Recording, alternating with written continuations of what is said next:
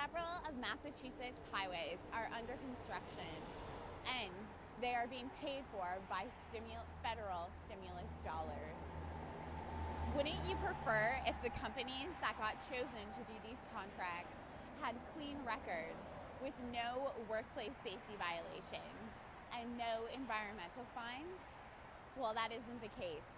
It turns out through an investigation by the New England Center for Investigative Reporting that 13 of the companies were cited for OSHA violations and environmental fines. They have paid thousands and hundreds of thousands of dollars for these fines. The companies were bidding on these projects with the Massachusetts Highway Division. They had to fill out a pre-qualification form, and most of the companies did not disclose that they had paid these fines. Each of the companies interpreted the question differently, and Mass Highway Division did not discover that these fines could be found in public records on the EPA's website, on Mass DEP's website, and on the OSHA website, which is where we found those violations.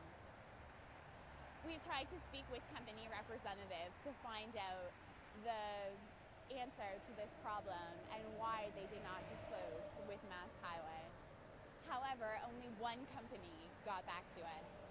PJ Keating replied and accepted our request for an interview. And we spoke with Jim Reger, who is president of the company in Lunenburg, Massachusetts. Reporting along the Massachusetts Pike, I'm Sarah Fabbitt.